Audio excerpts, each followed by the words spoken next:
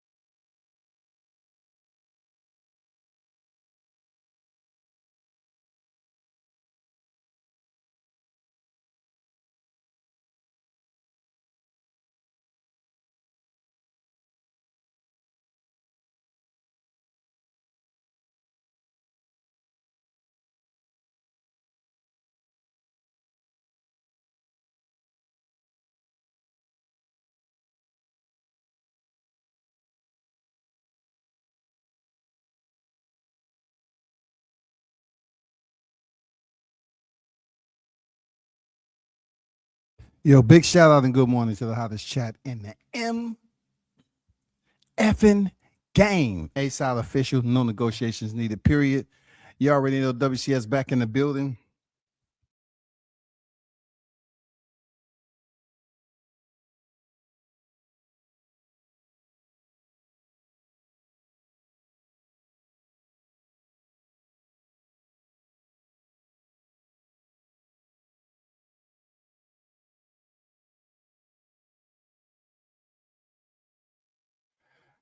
Yo, what's good? I want to give apology for yesterday, man. Yeah, I had some other things to come up that I had to take care of with moms. So shout out to all of you that showed up in the chat yesterday. I appreciate it.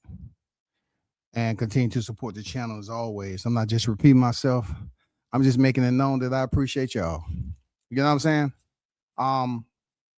We do have some pretty good topics that will for surely pique your interest, especially if I'm talking about them. We got Shakur shakes up the 140-pound division. Zayas unifies 154 pounds. Keyshawn Shu Shu brutal KO victories. And Josh Kelly wins over Bakram Murtazalayev. Let me get to my big bro, Mr. Gumbo in the building. Let's go, WCS big bro. What's good? What's good? Arnold Brown, what's good? AKA B. I see you.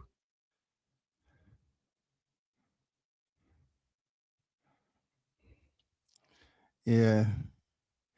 Yes, is everyday thing, man. You know? Sure. I appreciate that. Hold on for a second.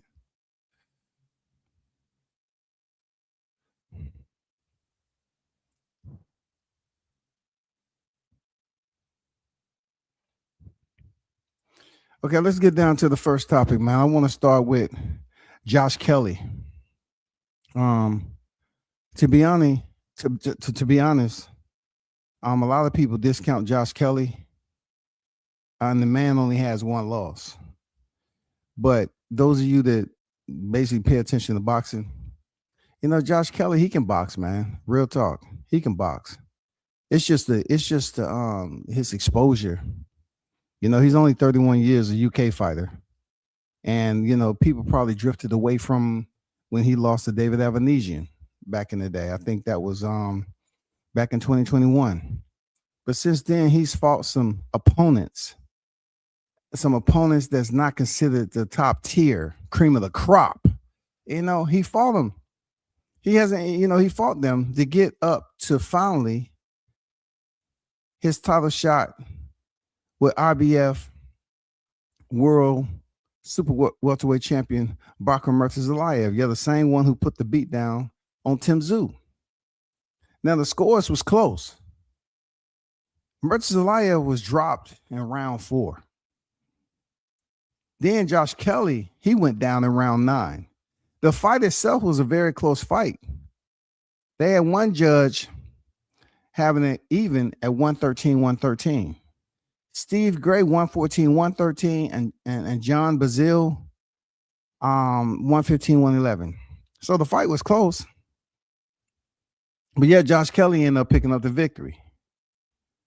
Now, what does that do for the 154-pound division? Well, we're going to get to that. Because in order for us to speak about that division, we have to bring in the rising star himself, Xander Zayas. Xander Zayas is now the unified champion at 154 pounds. Not too long ago, Sebastian Fundora was the unified champion. He was the WBC and WBO. Now Xander Zayas has gotten his shot. He's the WBO and the WBA world champion. That's crazy. That's wild, because I've watched Xander Zayas go from 147, not even, I mean, at a blink of an eye. He did a snapshot at 147 pounds at welterweight before he had a growth spurt, and they say, hey, let's go. We got to take you up to 154. I thought the move was a bit quick. They shifted gears too fast, but no, it's been working out for Xander Zayas. Now he's the WBA, WBO. To include now the other two champions, of course, WBC Sebastian Fundora, and now Josh Kelly is the IBF world champion. Okay, so let's just bookmark that. Shout out to my guy Haynes Legacy in the building, man. What it do, fam? How you feeling? Salute to you and your family, man. God bless y'all. MKB in the building. I got paid Saturday. Shakur and Keyshawn. I will box and need it. Shout out to the First Lady. Miss Haynes Legacy on deck. You already know what it is. God bless, man. Hope all is well, as always. May you be blessed and your family be blessed, man. Time is a ticking. Carlos Rosado is back in the building. Shout out to you, Carlos. I appreciate you. Speaking of 140 pounds, like I said before, Zayas is in the mix now. He's a unified champion. Does that mean that Zayas is going to fight Kelly? Does that mean Zayas is going to fight Sebastian Fundora? To pretty much have a step-out fight. I'm talking about dressed for the occasion, your tap shoes on and everything. 154 pounds needs a wake-up fight. Something to send a little bit of shockwaves to that division, spark it up a little bit so we can kind of, get the media and the boxing fans talking about it. People are not talking about it the way it should be. Why? Because Jermell Charlo is nowhere to be seen. It would be good if Jermell Charlo leaped into this situation and challenged for one of the belts. I don't care who it is. I don't care if he went for Josh Kelly. I don't care if he went for Xander Zayas. I mean, he was a former undisputed. Never defeated. Never defeated for his belts. So therefore, this would be nice for Jermell Charlo to come back in here and mix it up. He said he'll fight Boots or Ortiz. No, fight one of the champions, man. Seriously.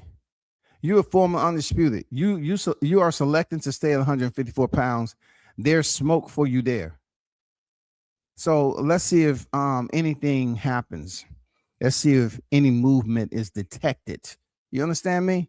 Let's see if any movement is detected, any traction, any thermal readings. You hear me, Charlo? This is your division. You're supposed to be heating up this division. We're not seeing any thermal readings. The division is hot right now. Super hot. Fundora is still 6'20". Come on, man. Zayas is a unified champion? Who would have thought that? And now Josh Kelly is in the mix. Who would have thought he was beating Murtazalaya? But hey, guess what? We have some people that's up there that's in that same division that I would like to see get them belts. Jaron Ennis. I would like to see Jermell Charlo. I mean, It's there for the taking. The lineup is there. So let's see how that freaking works out. I love 154 right now. I love the potential. I love the positioning of these fighters that has the credentials to fight one another and on a card that we would want to see. We would want to see these fights. They're all in a position to shake up the 154-pound division. That's the way I like it, man. It takes me back to when it was really popping. When you had the Tony Harrisons there, Sergey Derevyanchenko's, Jermell Charlo. There's a lot of fighters back there at 154 that was really popping off. Jason Rosario, Erickson Lubin. Now we got a change of the guard with the champions, and we have some fresh faces, and we have some old faces that was running the division who really haven't stepped up to take one of these belts. So let's pay attention to that moving forward. On to Keyshawn and Shu Shu. Now, let me be honest with you, man. It feels good to have Shakur Stevenson, Keyshawn Davis, and Shu Shu all making a splash like that in one night. You know the special part about what I've seen, and I always tell people, like, I don't worry if anybody else has said this, but there was a point in time where, if you go back years ago, black fighters abandoned the jab. Black fighters was up here just, popping the jab, trying to throw power shots, trying to throw hooks to the body, uppercuts. It's almost like the training got away from what black fighters was known for, being slick, moving, navigating behind the jab. Hit or not get hit, strictly off the jab. What do we see this past weekend? We seen Shu Shu. We seen Keyshawn. And we seen Shakur Stevenson did what he did when he fought William Cepeda. We have fighters in there doing what Crawford did to Canelo. Black fighters who are known to be slick and not get hit type of strikers, pretty much knowing how to use the jab at a distance without creating too much space to be able to counter, and being willing to engage inside the pocket. I've seen Shakur do it, several times, not really including him in this, but he did it very, very well against Teofimo Lopez. But Shu Shu and Keyshawn Davis, I'm telling Keyshawn, man, y'all have to look out for these fighters. I was impressed. Keyshawn seemed like he was having fun. The skills was there, like not just the boxing skills. I'm talking about the IQ. You definitely need to knot those together and make sure they operate in unison. The confidence was there. The entertainment value was there for Keyshawn fighting Jermaine Ortiz. He stuck to the game plan. He committed to the body. He showed he has that potential to go to the body and draw down that effect and get the results. He was able to drop Ortiz, 2 times? It don't matter. He stopped him. He stayed consistent. He looked good in there. Ortiz did catch him, but it's boxing. Ortiz catch him. He didn't show no signs that it affected. He just, hit his glove, said, let's go. Keyshawn didn't seem like he had that erratic type, rambunctious behavior, like losing focus in the ring. I know it was criticism that was precipitating on Keyshawn prior to that fight, but it didn't make a difference. Shu Shu was in the ring with the fighter who was taller. Let me go and tell you. Let me show you.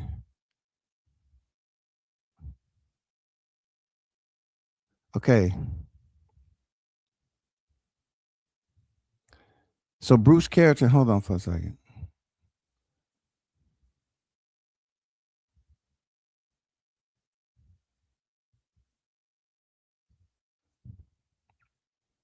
So let me share screen with you with Bruce Carrington, okay? Because Shu Shu has been, he's been out here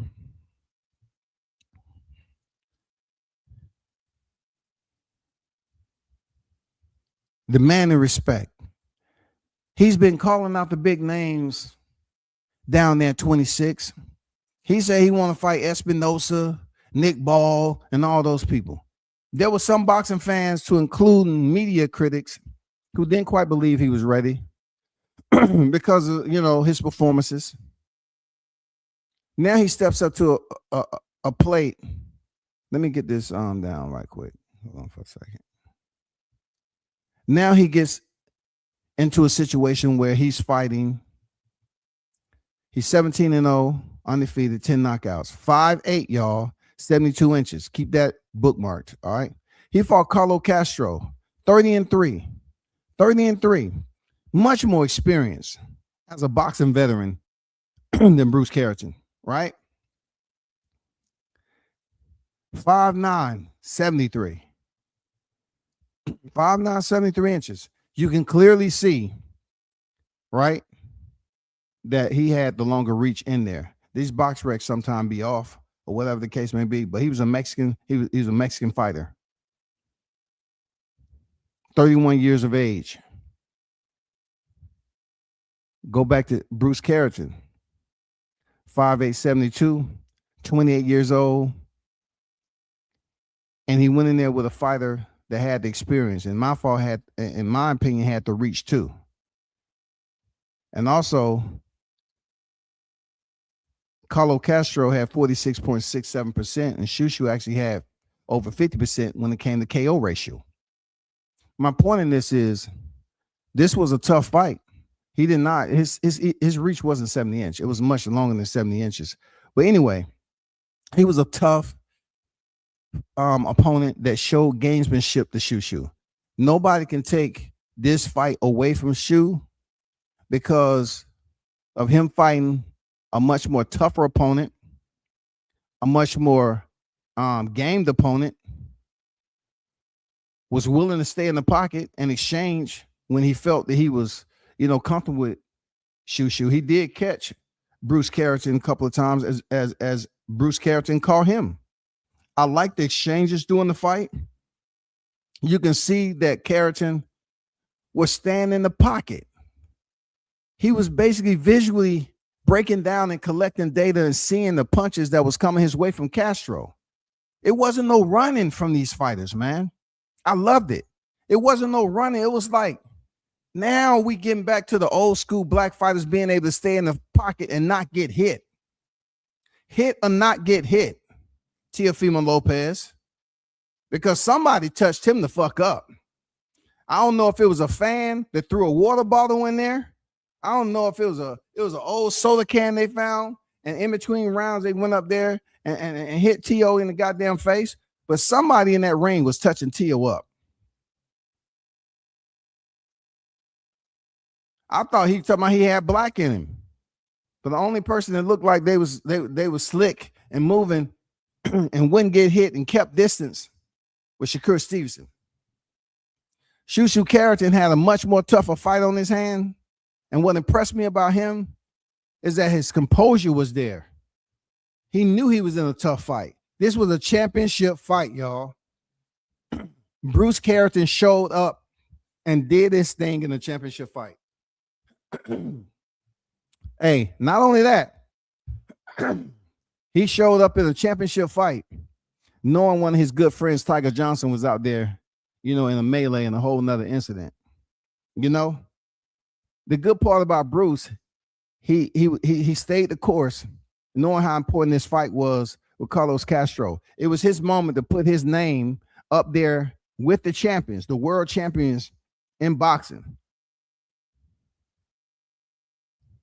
His clock is ticking. Shu Shu was, pretty much criticized for his amateur. A lot of people, didn't give him much hope for advancing in the professional ranks. But one thing I would say, because I had my little criticism Bruce Carrington too, early on. But what I would say, he has improved. He has gotten better. Him and his team has went back in there and continued to work on his flaws and blemishes and polish up those wrinkles, man. And what he did with Carlo Castro, putting his punch combinations together, showing, dang, punches and bunches can earn a knockout, yo. Timing, accuracy. I was like, God damn, he lighting this dude up. It kind of reminded me of Brian Norman Jr. and Centillion. If you continue to touch him up in the right places, you know, timing beats power. A lot of these opponents will fall. And that 3 to 4 punch combination at the end was beautiful. It was almost like the benediction to a Rocky movie. For real, it was like a conclusion to a Rocky movie, y'all. Like the way he put that combination set together and knocked old boy down. I said, oh shit, he is not getting up.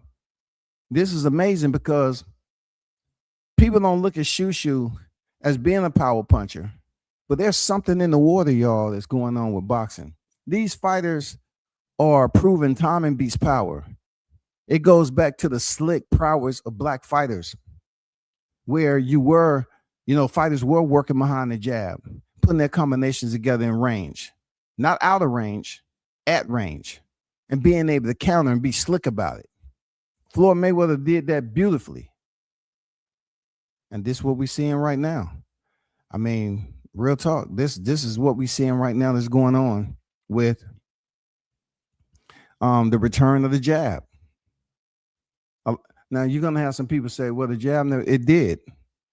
If you go back, several years, black fighters wasn't fighting like they was known, when announcers would talk about black fighters, they'll say, black fighters are slick. Their main intent is to hit and not get hit, to be elusive, defensive, accountable. That's what black fighters do. Sometimes it can be entertaining, and sometimes it can put you to sleep. That's what they used to say about it, because black fighters would stay there, pop, pop, pop. The same shit Shakur was doing, the same shit Richardson and Hitchens was doing. They was getting back to using the jab, single, double up on the jab, work their combinations. But now, from what I've seen with Shakur, I'm not mentioning, I don't want to base everything in the shadows of Crawford, right? But Shakur, Keyshawn, Bruce Carrington, I just like how these brothers was working off the jab consistently. And when they selected to stay in the pocket, we were seeing fighters showing that they was able to adapt and get back to the roots, so to speak. Get back to what made black fighters shine in the ring. And that was being able to be right there within range of your opposition. They punch, you punch. They punch, you slip, you punch. Just putting together some creative defensive, offensive type tactics in there. Landing the right punches and building up damage over round after round after round. And for these two individuals, they got the knockout. It was beautiful, yo. It was beautiful. You know what I'm saying? Shakur, hey, let me transfer over back to Shakur. Shakur Stevenson, of all people. I used to put out a thumbnail that only Shakur Stevenson had. And it said, "The Emperor of Boxing." Those of you that follow me enough know what that thumbnail looked like. It said "The Emperor of Boxing," and it was in a dark room with a smoke, with a top lit light coming down with smoke in the room, and Shakur had his freaking hands on his hip, and it said "The Emperor of Boxing." Shakur Stevenson sits at 28 years of age, right? He has a shorter reach, supposedly, than Bruce Carrington, Castro last night, and I'm pretty sure a lot of other fighters. But for him to go in there for 12 rounds and get scores like 119.09, 119.09, 119.09, was nothing short of not only a masterclass performance, but he basically put on a clinic against Teofimo Lopez. A clinic doesn't have to consist of a fighter touching the canvas. All right. That is any other parts of your body other than the soles of your shoe that touches the canvas would be considered a knockdown. We've seen in previous fights. I heard a little people, sputtering out there, chiming in, saying that it still shows that Shakur don't have power because there's other fighters. It wasn't about power. It was getting back to what makes these fighters like Shakur Stevenson, Keyshawn, and Bruce Carrington, these slick fighters. What makes them special? And one thing we know that's special about Shakur is him able to read his opponent, to be able to correctly dial the distance in, knowing that he's not a power puncher, but to dissect you and take you apart. He picked T.O. apart. I didn't even see any silverware in his hands. He picked him apart. You know how you have a ham on the table during Thanksgiving and it's nicely sliced and you just get your fork and you peel back that layer and put it on your plate? He picked T.O. apart. He picked that turkey apart. He picked that ham, that pork apart easily. It was a nice, entertaining fight to watch. Because T.O. found himself on the end of several jabs that he was becoming a bobblehead of Honduras.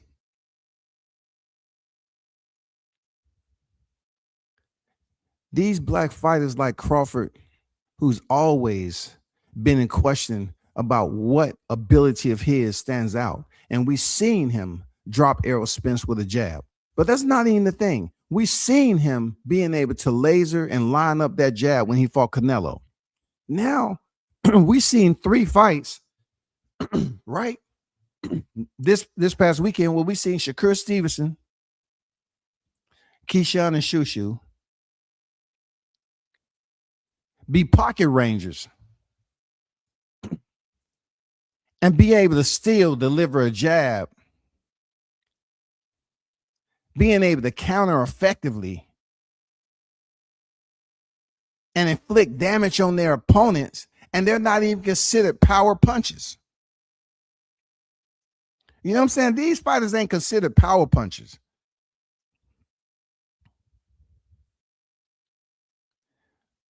But Shakur Stevenson swelled up T.O.'s face pretty damn good. He came out of there unblemished. I guess Shakur Stevenson was a dick that night.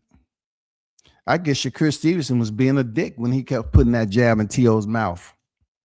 Bang, bang, bang, bang, bang, bang. I mean, T.O., one thing I know about him in the aftermath of it all, he'll always try to, calm it down and make it seem like, I wasn't myself. I had so much going on. He was a better man. And no, Shakur Stevenson gave you the optimum. He gave you the optimum stage to put your talent on display. A former Unified 135-pound division that had a Vasily Lomachenko on your record. The highlight of your career. This right here was supposed to be T.O. showing that he has the ability to fight with the top tier. He has the ability to stop and shut down an opponent like Shakur Stevenson that's moving up there for the first time. He has the ability. See, this division wasn't no Yoshino. It wasn't a Yoshino or Artem, De Los Santos. It wasn't none of that. A failed fight with Frank Martin. This was moving up because you remember when T.O. was up there saying that he would fight Conor Benn at a higher division. And I was like, talking like, hey, something's gotten into Shakur Stevenson where he's at a point saying, you know what? I believe I can do it. I have confidence in myself. I believe I can make this happen. I'm that damn good. Shakur said, I'm the best boxer in the sport. That's when Terrence Crawford was still pending his fight with Canelo Alvarez. The man have every right to reach down in his reservoir of bravado and say I'm the best fighter, but to go in the square to compete for your fourth division and do it in such a way where it's going to be respected. His 2 fights, Shakur is finally rebound from the Tokakon Clary fight, the Jeremiah Nakathilia, and the De Los Santos.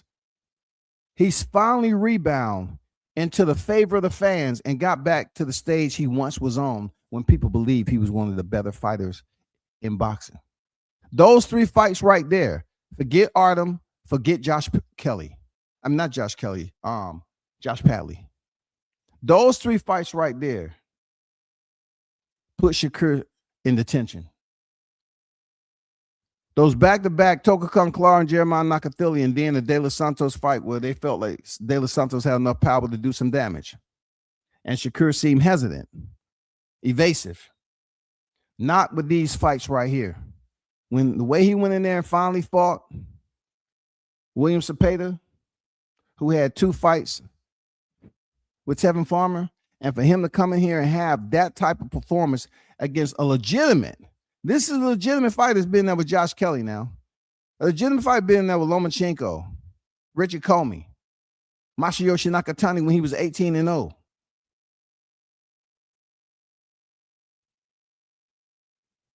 Shakur went in there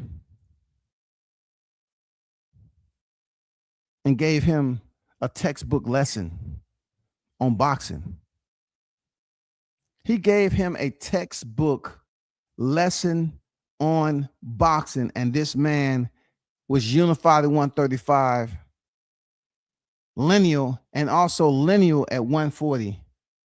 Shakur made them look like they wasn't even on the same level. He had T.O. going to the well too many times. He had him repeating the same routine, trying to hope and wish something land on a guy who's proven that he get hit the less in boxing. Now, what does that do? What does that do for the other fighters? I'm not, no way, shape, or form, binding Keyshawn and Shu Shu Keratin together just because they're black and they're fighting like Shakur. Shakur fights like himself. He fight like Shakur. I'm very, very happy that people are not comparing him to a Floyd. Okay. But what I've seen lately, even with Devin Haney, I have to include Devin Haney in here. What I've seen with him and Brian Norman Jr., Devin is always, technically, the skill set, the science, his fundamental game has always been top notch, right? It's just in the blossoming stages of it, he just needs the competition to basically raise his appraising value. But even when he fought, he looked sharp. He looked like, hey, I'm elusive, hit it, not get hit. You having these black fighters come back within their mold, the way the black fighters used to be talked about, and working behind the jab, slick, smooth, fast combinations, landing these combinations on fighters. It's a beautiful thing to see. I just been sitting back and watching the Crawfords, Haneys. I just been sitting back watching boxing, not coming online too much, but just I remember when the black fighters used to be praised and applauded for their jab and their 1-2 combinations and being able to stay close on the inside, slipping punches, 2 or 3 punches, and then delivering a body shot, a hook to the body, uppercut.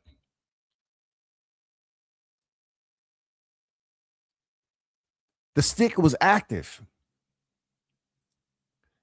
And then over time in the fight, what some announcers or some commentary will talk about is that, these black fighters, yes, they can show you how smooth and slick they are, but it's boxing at the end of the day. The fight fans, they want to see you get in there and mix it up. Now you got black fighters in here mixing it up. You have black fighters mixing it up in the pocket. Accurate as hell, y'all. They're mixing it up in the pocket, pinpoint accuracy. Timing is on both wrists. Bang, bang, bang, bang. I'm like, God damn.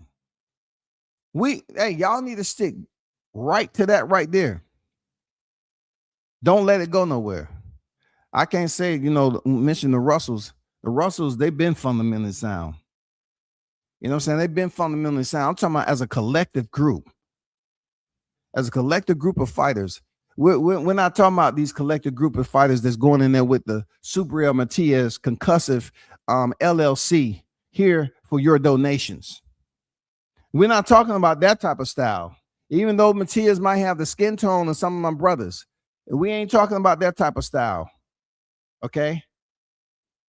Concussive style, concussive style, concussive style. We're not talking about concussive style. We're not talking about just going in their head first and showing people how you can take so many punches. We're seeing the return of black fighters using the jab, behind the stick, active, putting combinations together, close distance, and getting it done. Ugh, it's getting ugly but pretty in there. The return has happened. And a fighter that's leading that, I will have to say Devin Haney and Shakur Stevenson.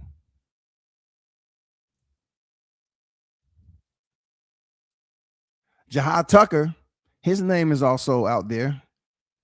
But see, Jihad Tucker, he's a mover. He's an electric boogie. He's dance. The man can put, a jab here, a jab there. If you want to talk about, I'm talking about active. I'm waiting for Jihad to come back so people can start talking about him again. But you want to talk about Jihad Tucker being close to fighters at range and being able to smack them, being able to put combinations together. He is included in this talk too. But the way he moves and his rhythm, he dances different than these fighters I'm talking about. But overall, together, they're showing you they can fight on the inside and not get hit. That's the beauty of the science of boxing. Figuring your opponent out, getting his rhythm and her rhythm down, and being able to fight as close as you possibly can or at range and break your opponent down. And that's exactly what I loved about this past weekend. I mean, that was the beauty. I know people say, you're talking about black fighters. I'm talking about boxing jump. I'm talking about a group of selected black fighters that are all showing that they return back to making that jab work in their favor. Smooth. I love it, man. I love it. I ain't gonna lie to you. I love the way it went down. It was good to get some melancholy in there, to be able to relax. Let's go to the chat. Ortiz and Boots outside looking in the building. So if anybody's seen, at the press conference with Tio and Shakur was having, of course, I did a reaction on it, but in the crowd, when Tio came out, Boots was sitting maybe a chair over from Crawford. And it was good to see Boots come out. Of course, that's his backyard. He don't have far to go when he's over there. But there was a couple of interviews with Boots. Same old deal. Same old deal. Just a different day. I mean, you're not going to get too much out of Boots when people ask him, of course, hey, Geron, can we get a minute? We just want to ask you, what's next for you? We haven't heard much from you as always. But what's next for you? I mean, is the Ortiz fight really going to happen? From what we hear through the rumor mill that it's almost close to being finished. I mean, we really hope this shit is, but this is not a Crawford Spence type of platter. You're not serving us cheese and crackers. This is not going to age like that, man. We're not going to say, oh, man, I just wish Ortiz and Ennis will fight each other. I'm going to church today, and I'm gonna approach the podium and say, Pastor, something's been weighing me down heavy. I mean, the burden is burning me apart, Pastor. Can you please pray for Ennis and Ortiz, please? We need this fight ASAP. People are not going to do that. People not even really conveying that as a priority in their topic of discussion. You know what I'm saying? They're not up here brokering live panels to say, oh, let's have a debate. Put some money on it. Nobody's brokering that debate. Nobody, you know, when Crawford and Spence was going on, man, you can basically get on YouTube any time of the day. And it would be debates going on about Crawford Spence all throughout the day. I don't know how people was even having and maintaining jobs during that time period. I mean, people was yelling and screaming into the AM. They're not going to broker this. They're not going to sit up here and spend valuable time trying to say Ennis and Ortiz. What's going on?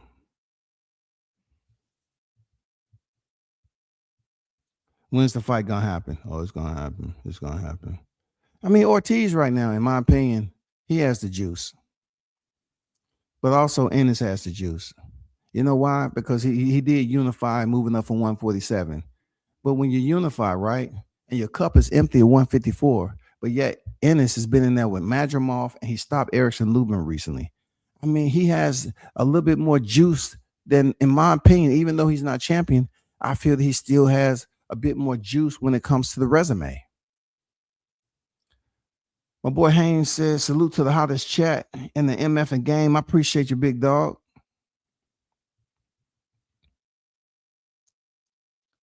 Steven looked better at 140, more power, Rock TL. Yeah, man. Shakur Stevens is at a point right now where I know another thing people really didn't pay attention to. And they can say what they want about this, but you know, I see Shakur Stevens has went up there and got a brand new set of polished, unworn, straight out the box veneers. You know, Ernesto Mercado said he want to widen that gap. And, you know, it was people up there that used to, you know, talk about Shakur's teeth. He done got his grill fixed, y'all. I don't think y'all noticed that.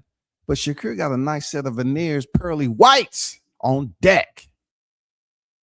So that's another investment. Shakur said, hey, I got to go in there, man. I ain't getting hit in the mouth. I paid too much money. I went through too much pain for this shit. I ain't trying to mess up my veneers and shit.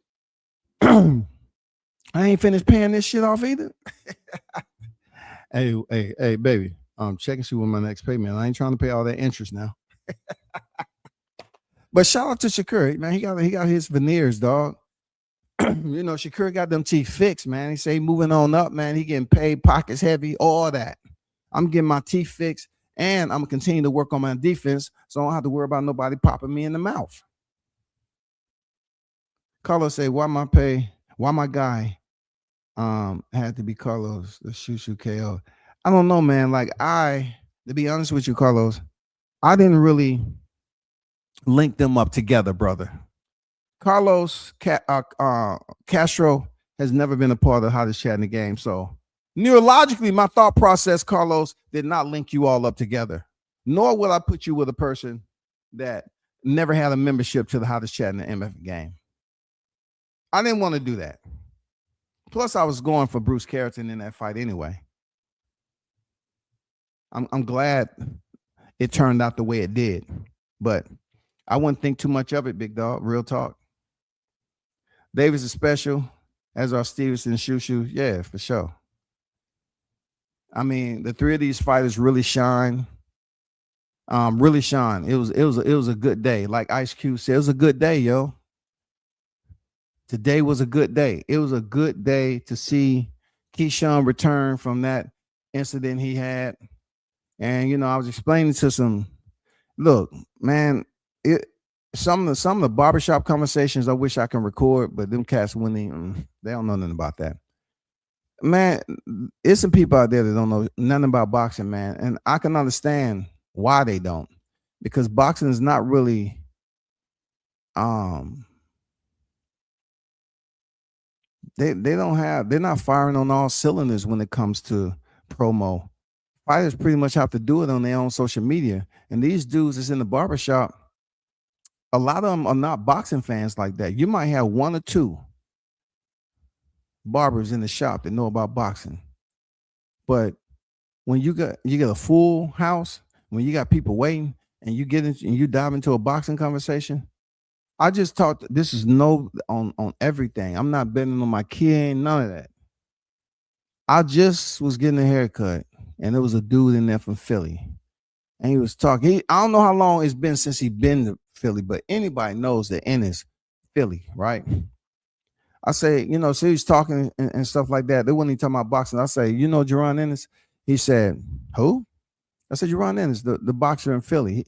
He's world champion, at 147. No. He literally told me he didn't know who Jerron Ennis was, man. And, those are one of those moments where I would have loved to get that on video and just do a slight interview and say, first of all, explain to me, and just tell me this. When the last time you've been back to Philly? Who do you communicate with in Philly? Do you cover boxing? Have you ever covered boxing as a fan? I would have tried to comb over those questions for answers to come up with reasoning to formulate a valuable conclusion as to why this guy don't know one of the more popular names in Philly. He didn't.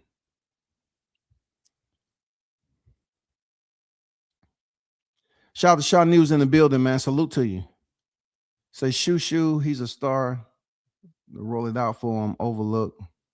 Brownsville, we got another one. Check the stamps and receipts. Yeah, Shu Shu did his thing there, Shaw. That's the best performance he ever had, in my opinion. That's the best Shu Shu performance he ever had. He showed grit. He showed a lot of heart in there. He showed that, I understand this ain't gonna be an easy fight, but I'm gonna stay. I'm here. I'm here for the tyranny. I'm here for the chaos. I'm here to prove to the people that I can have a fight like this, go out here and win. And yes, I should be in the group of the conversation at 126 with those bigger names. Supposedly he want to fight Nick Ball. Him and Nick Ball both, a good matchup, tough. It would be a nice, rough matchup for unification. Who doesn't want to see that? But then you have Rafael Espinosa up there, who beat my boy Rabisa Ramirez twice. I mean, that would be a good fight. That would be a good fight. I mean, at 126, you have some pretty thorough names to throw in the hat for Shu Shu. But congratulations, Shu Shu, WBC featherweight world champion. He did his thing. That combination should be on highlights of where he knocking Castro out.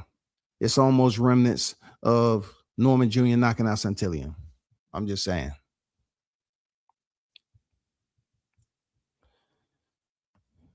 I have money in the building. Y'all make sure y'all go check out Shaw News, man. Shout out to C-Dub that was in here. If C-Dub working with Shaw News, check out his work, man. Very nice, clean work with the thumbnail game and the integration with AI with his video clips, his reels, his shorts. Real clean. Real clean. Shout out to the gym, man. I see you in there getting the gym. And shout out to Team Tucker. You know what I'm saying? Shout out to Amani, man. Shout out to $1 Million Molly, man. I know I haven't talked to them in a minute, but shout out to them.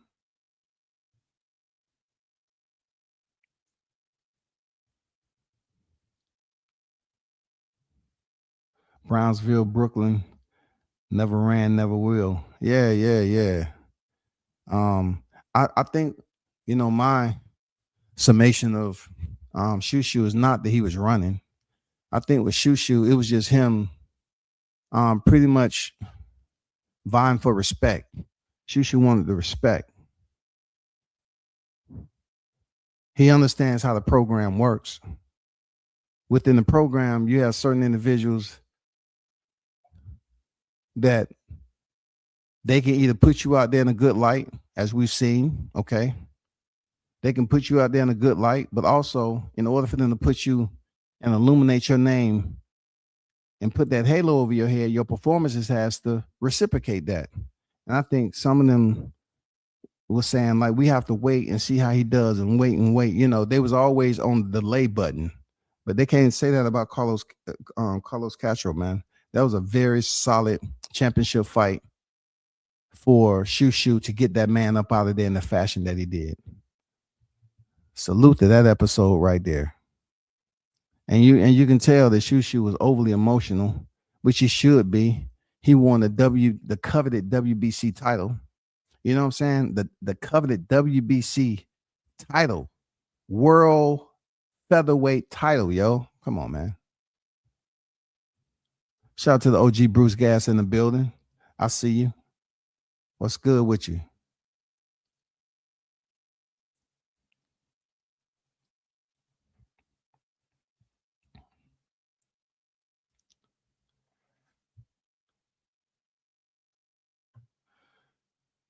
Stevenson should stay at 140. He looks much better, more power, and then lose speed. I think that's a good topic. I think that's that topics register attention from especially media on here on whether Shakur Stevens should stay at 140 or seek a fight for a bigger paycheck. 140 right now has some very competitive names right there. All right, in that division. But we don't know how long it'll take for them to fight each other. When we had T.O. at one point in time, we had Subriel Matias, we had Alberto Puello. You know what I'm saying? We had some hitters. Gary Antoine Russell was in the mix. We had some hitters up there, but it switched off so fast. Like Liam Parle defeated Subriel Matias, and then Richardson Hitchens come on the scene. He feats Liam Parle. And then, you know, we don't see the link continue to, you know, give us that traction that we need to fight another champion for unification. We were just seeing champions come in and fight. You know, like Gary Antoine Russell, he lost to Puello, but he was able to go in there and pick up the other belt. You know, I'm like, Liam Parle beat Subriel Matias, but he wasn't able to defend it successfully against Richardson Hitchens. When Richardson Hitchens get a belt, I'm like, are you and T.O. gonna fight? Like, the conversation is dead. 135. That has now become the official embalming station. That division right there is somewhere like a semi-mortuary, yo. I'm telling you. With Tank being in his situation, Shakur Stevens in 140, man, I'm pretty sure if you wanted to, just wait the sunset and you can go by there and whistle and you can get some motherfucking traction. For real. They're gonna sit up there and say, hey fella, how you doing? Welcome to the lightweight cemetery. Good to have you down here. We was hoping somebody come by and show us some love. What you tell us what you want to talk about? Well, you think Shakur gonna return? Oh, good question. Did you just see the fight recently? Yeah, we was watching it through the window of some neighbors. You know, every now and then, you know, those combinations that he was hitting, T.O., we'll tap on the window and then say, who's that? Who's that? Let me stop. But I'm just saying, 135. It's going to be strange for a little bit. Seriously. It's going to be strange because Marathia, he did what he's supposed to do, right? But I don't know. Andy Cruz, I don't know what's left for him. Will he get an immediate title shot somewhere else? Do they want to send him over there to Abdullah Mason? I mean, how's the 135? I got to move away from that. 40, right? 40, 47. 47 still has some heat to it. I know a lot of people are talking about, do they want Devin Haney to go over there and try to go for undisputed. It all depends. It all depends on what his team, how they want to navigate those waters, man. But something needs to happen. I know we're going to get Mario Barrios and Ryan Garcia. Kudos to that. We got Roller Romero. But you remember WCS saying that the old guard is going away, and, you know, certain fighters, these black fighters, need to think about how they're going to insert themselves into the equation, you know, how they want fight fans to talk. Just think about this. 135 pounds. When they was talking about the 4 kings, 5 kings, or whatever, you had the Lomachenkos, the Ryan Garcias, the Gervonta Davis. You know what I'm saying? You had the Devin Haney's, who, I mean, you had names down there. Teofimo Lopez at one point in time, right? Then they move up to another division. Devin Haney cleans it out, vacates the title, move up to 140.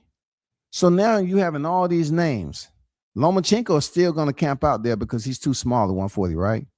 So you have Gervonta Davis, who was there, and he was fighting who he wanted to fight. Cool. He already been up to 140, beat Barrios, and came back down. But the Ryan Garcias, the Rolly Romeros, Devin Haney's, Teofimo Lopez, they moved up. Now some of those names at 147. Rolando Romero, who was gifted one of the worst stoppages in boxing history. One of the worst. Not only was he gifted a world championship, but he was able to go at the 147 and beat Ryan Garcia coming off the suspension and earn his first world title. When I say EAR, earned, okay? He earned it. Not URNED, earned it. He finally earned a world strap at 147, beating a guy who once upon a time had the most momentum a fighter can have by beating Devin Haney, came up dirty. So turn around, Rolly Romero at 147, he's a champion, a legitimate world champion. Now Ryan Garcia is about to go ahead and beat Barrios. He's about to become a legitimate world champion outside of his interim WBC at 135. Crazy, y'all. You still got Brian Norman at 147. You still have, let me go over here right quick. You still have some very solid matchups, but I wish I could talk about Blair the Flair in there, but every time Blair the Flair name come up, people start laughing and say, Who? Don't know who you mentioned there, guy. So you got people like Liam Parham. I mean, 147, when you basically twinkle your toes in the top 5 rankings of each sanctioning body, I want to exclude names like Manny Pacquiao, but Karen Chikazigan, Brian Norman Jr., Jack Catterall, Conor Benn is, in the mix. Stantionis, I mean, hey, 147 pounds, they have potential, but the boxing conversation is like, hey, who's the best champion up there right now? No one's not going to say anything other than Devin Haney. And he's sitting at the WBO. So just keep your eyes open for that.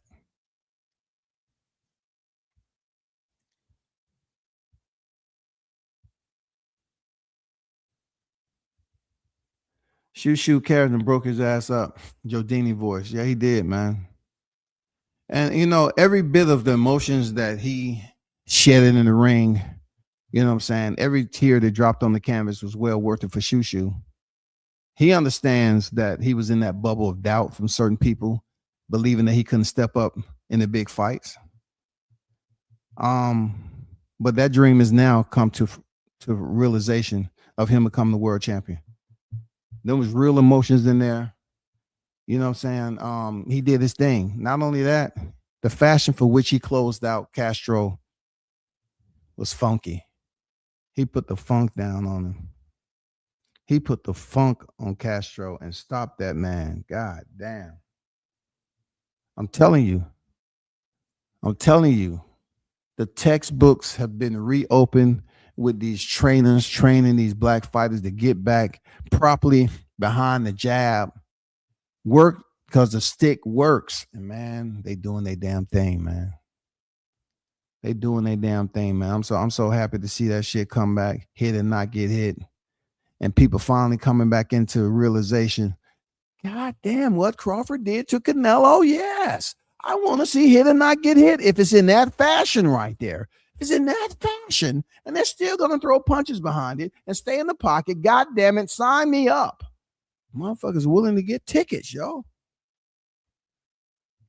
This isn't the way black fighters used to fight. They used to just stay on the outside, pop, pop, move, pop, pop, move. Now black fighters are standing in the pocket and still goddamn putting you in the microwave and popping. Pop, pop. They're making your head look like a piece of kernel corn.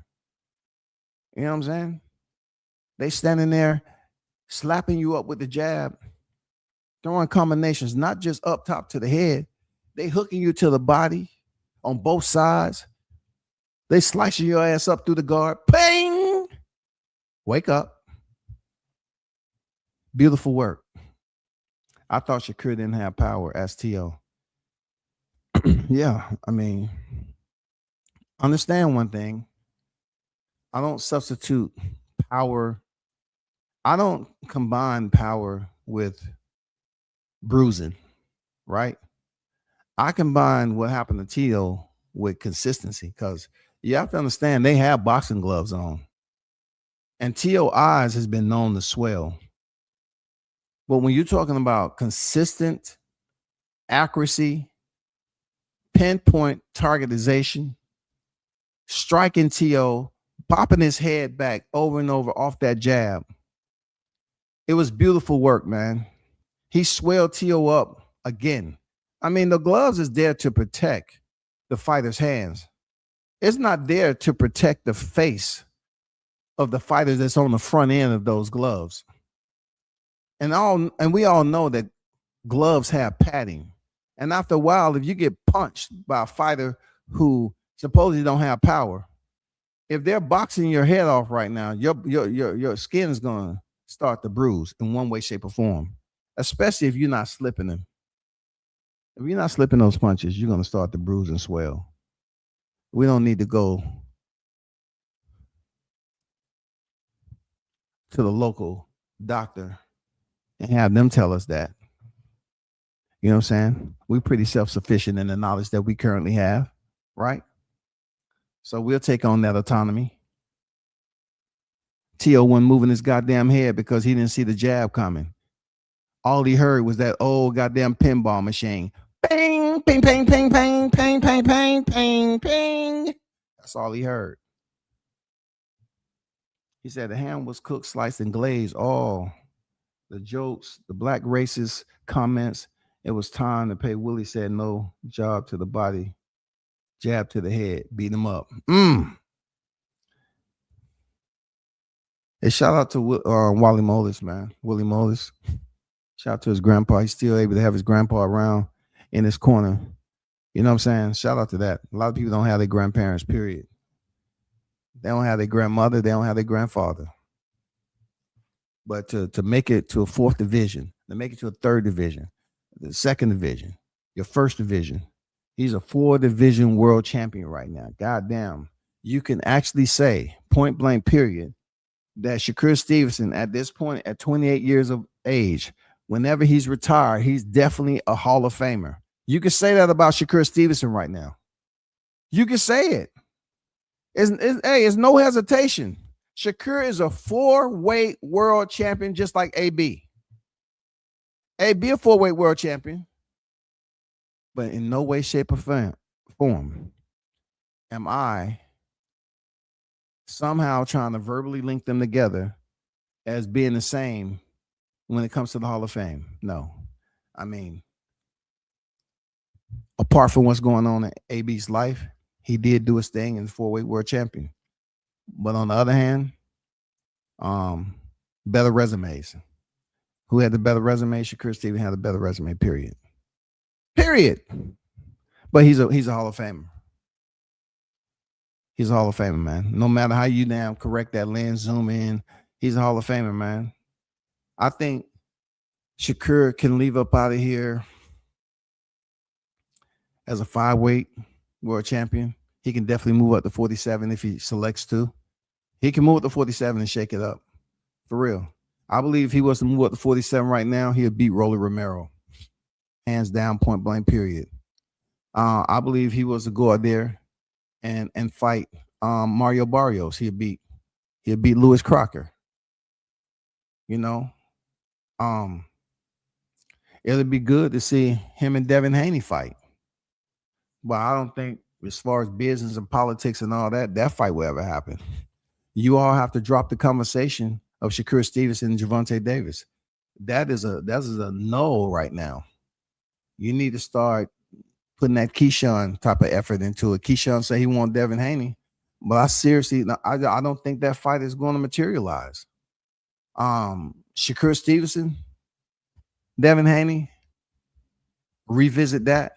I mean, once upon a time, Shakur got in the ring with Devin Haney and said, "Hey, I want to fight you," but nothing ever came of it. What about now?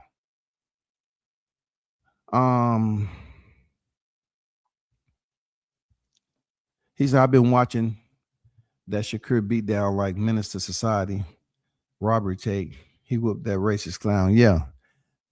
T.O., I don't think, received a beating like he should have, in reference to his comments. You know what I'm saying? I think he did get taught a lesson, but I would have rather seen him get inflicted much more. And see, you got to be, when people always trying to gather your words and say you was out here trying to promote something, these are the same people that really wasn't trying to say that T.O. did anything extensively wrong. But there was his racial insensitivity. You cannot start that off with a low price tag and say, "Tell me how it should be more. How should it be valued higher than this?" The shit he said, he should have received a lot more than what he received in there with Shakur. He did. I would have liked for Shakur to have a little bit more punching power, so the effect potentially could have led to a brutal knockout. You know what I'm saying? His eyes swelling up, I've seen that before. I've seen his eyes swelled up before. But it would have been good to see him have several knockdowns in that fight. Crawford, the good thing about it, Crawford was there to remind them of the bullshit he was talking about. You know what I'm saying? Crawford was in rare form. Y'all. It was good to see him playful and going up there having fun and seeing Shakur go in there and put on that display. Man, God damn, it was good to see that shit, dog. It was good to see these black men out here supporting one another and having fun, yo. It was good to see Keyshawn rebound off that shit. It's good to see Bruce Carrington get his respect and win a WBC world title. It was good shit, yo. It was good to see all these brothers fight on the same freaking weekend. The same weekend, yo. The same weekend. Shout out to Xander Zayas, man. Shout out to you, bro. Xander continue to go up here and win. But I was like, God damn, the brothers, man, them boys got back to the jab. Them boys got back to say, hey, we can fight on the inside and swim without getting wet. Hey, you better ask somebody where it used to be back in the day.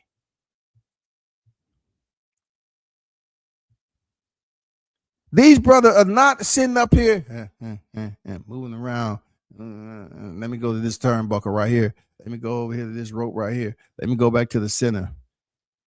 These guys was actually fighting in the pocket, man. That shit was nice. AB said, not sure who T.O. trained for, but based on the performance, it certainly wasn't Shakur. Talk that shit, man. And his father was god awful with the instructions. God awful. God damn it. Why use words in that such a harsh, derogatory way?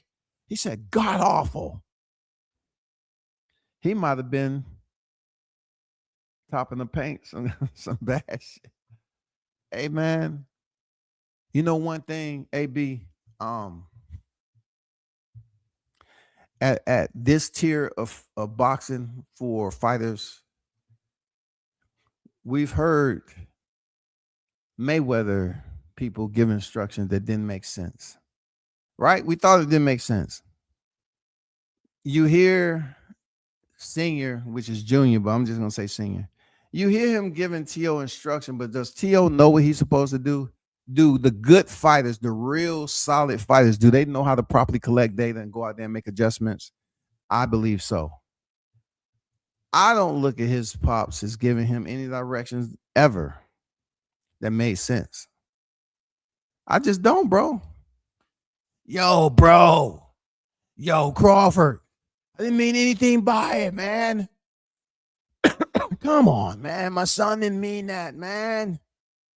Man, but we're calling you out. You scared. You're scared, Crawford. Bud, you're scared. Man, get out of here. Bud was in his ear, said, man, hey, get your drum. I don't even want to get in that. But he was giving him some terrible, whatever that was, some dysfunctional advice in that corner. Here lies your decision.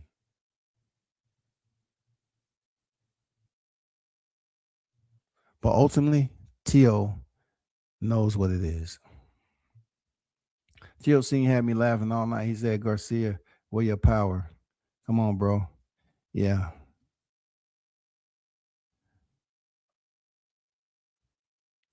Gordo. Hey, Gordo, it wasn't all about power. It was all about timing. And goddamn, what Shakur say in the locker room? I thought he was fast. He's slow.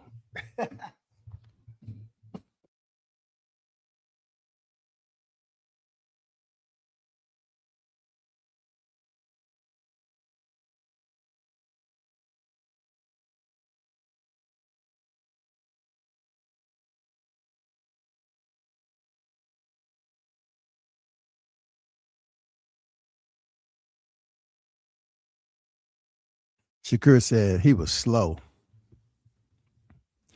He said he was slow, man.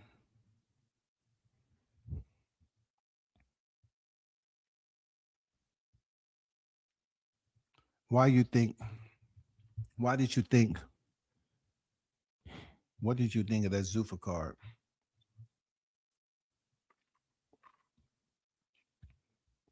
To be honest with you, OG, I didn't even pay attention to it. Because I wanted to see certain fights, and also I was looking at a jiu-jitsu tournament.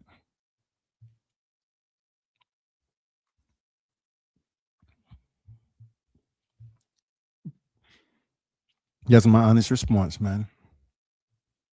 But I will get back with you on that. Shakur isn't gun shy anymore. That puts him on a different level. Hey, good point. Good point made. Shakur's changed levels, in my opinion. He shifted gears, man. I like how he's patient, poised, and the last two fights earned a lot more respect from me to Shakur. Because what's the point of being within range and not firing off?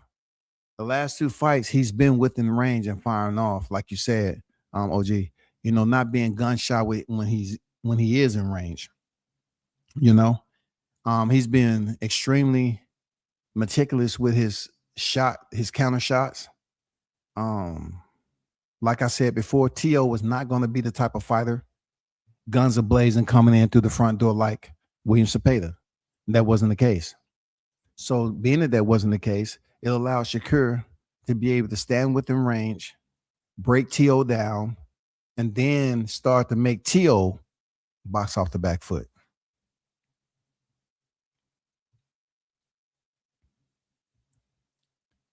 Facts. He's a Hall of Famer status already. Yeah. Shakur's a Hall of Famer right now, man.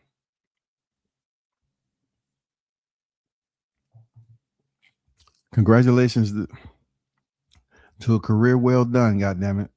Silver champion, four-way world champion, and no telling what he might do at 140 or he chooses to go at the 47. He can be a five-weight world champion. I truly believe right now that Shakur Stevens can go at the 47 and shake it up if he's selected to do so. He can. It's fights up there for him. Or he can stay at 140 and unify.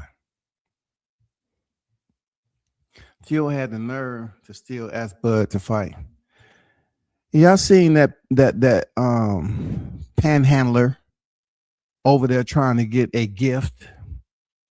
Hey, B, what was he thinking this was? He wanted Bud to give him a promissory note like Canelo gave Abney Yildirim? What the fuck? Well, you wanted a donation to charity? Bud probably sat there and talked about your dumb ass for the longest of time. Why don't we do it? Bud say, man, I'm too big for you. Bud claimed big dog status. He said, did you just see what I did to Canelo? Nigga, what would I look like giving you a charitable fight? And nobody, when I say nobody, I'm talking about newborn babies, fetuses, all that shit. Nobody would look at me the same to say that I'm giving Teofimo Lopez a shot. And everyone knows it's for a paycheck. Not in the favor, in the direction, and the talking points of Bud Crawford cashing out. They would be like, this is a cash out for Teofimo Lopez. Tio, you blew it. You blew it, dog. You got with Canelo Alvarez and tried to get him to say, hey, Bud Crawford, you need to fight Tio. Once you seen him go in there and beat up the very same person that protested for you to step in the ring with Crawford, you think you're going to get the shot up? You think just because Crawford seeing your eyes looking like Brazilian mushrooms, now all of a sudden you're going to try to whisper off camera, hey, man, let's do it. Let's do it. Let's do it. Please, Crawford. Let me heal up. Let me give you my contact. Let me heal up a little bit. And so we can get together later on, man. I mean, hey, man, I mean no harm, man. All the chase the banana, and I meant no harm, man. I was just talking shit, man. And look, you already got me back, man. You slapped the shit out of me at the goddamn bubble, man. You slapped the shit out of me at the spear, yo. I never seen it coming, man. And you got hands like Mike Tyson, dog. That shit hurt like a motherfucker. I never quite recovered from that. That's why I lost tonight against Shakur Stevens. I'm just being honest, man. Tio was just coming up with all types of shit. I was laughing my ass off when I heard him try to talk all low to my man. Just give me a shot, man. Just give me a shot. That's all I need. I need one shot. He was sounding like Pookie on New Jack City. That's all I need, man. I just need one. Just keep calling me, man. Just calling me. I gotta fight you, dog. No, Crawford is done with your ass, nigga. Green, what did he do, bro? Crawford is done with you.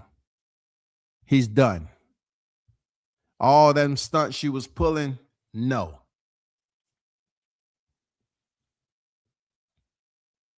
Thanks for bringing that up, AB. No. You don't get no charitable donation like it's a promissory note, nigga. No. No, T.O.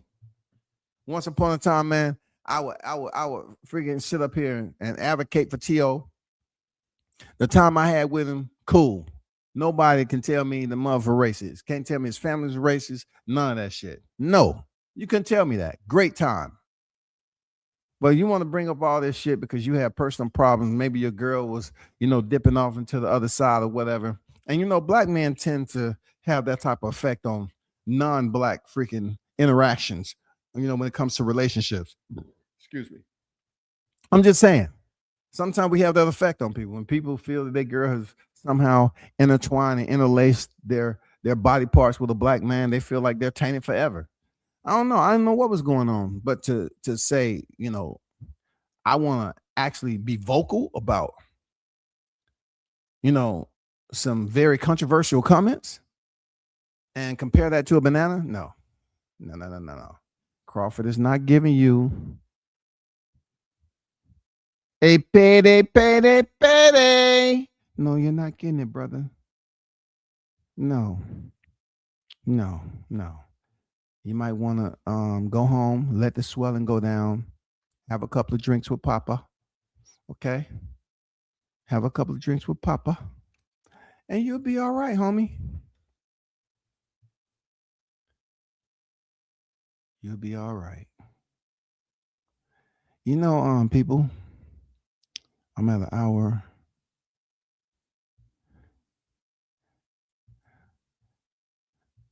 If anybody, I know it's Monday and people at work about to go to lunch, but yo, I just dropped a link in the chat. If anybody want to come up here and talk some boxing to give they take on what happened this past weekend, I just dropped a link. I'm trying to get my quota established for 2026.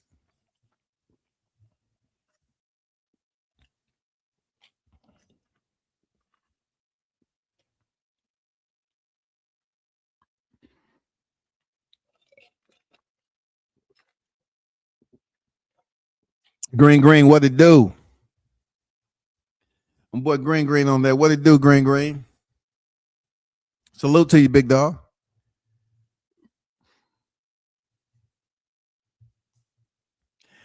Yeah, I know y'all at lunch. Those of you that might be working, man. If you can for a little bit. That's all good.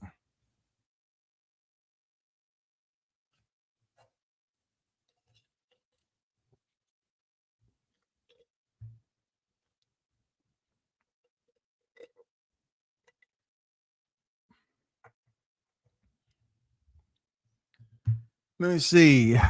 Well, what more? I don't know if I talked about it the other day. Probably not as much.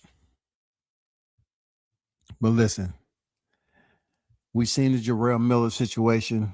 The good thing he was able to win the fight. Now, for his story, he said he pretty much picked up a container.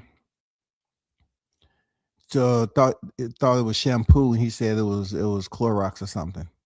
Okay, I don't know how that's possible.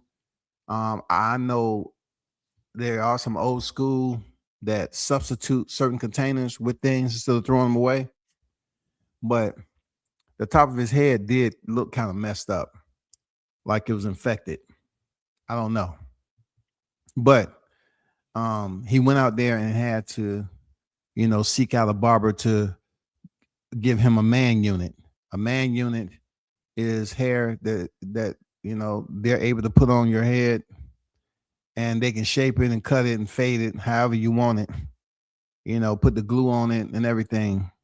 But in no way, shape, or form, you're gonna go in there as a heavyweight and think that unit is gonna stay on your freaking head. But what I can say, and salute to Jarrell Miller, is that his response to it lessened the laughing effect, because he said, "Hey, what's that dude? He do whatever he said. He knocked it off my head. He did. He hit that man with an uppercut. That shit came up. I said, oh shit. You know what this reminds me of? It reminds me of Franchon Cruz-Azurn when her hair came out. Her hair piece came out. They said, you want to win this fight? You want to worry about hair?" Yep. That's my people, though. You know what I'm saying? That's my people, man. He ain't the only one going around here with a hairpiece, but he's in boxing. So you know damn well that hairpiece ain't gonna stay on top of your head, big dog. I don't care if you put Gorilla Glue on that shit. It's not staying on your head. But salute to everyone who pulled up, man. Shout out to the hottest chat in the MF and game. As always, continue to support. You see the link. Appreciate you. Hit the like button. Another time, another place. I'm out.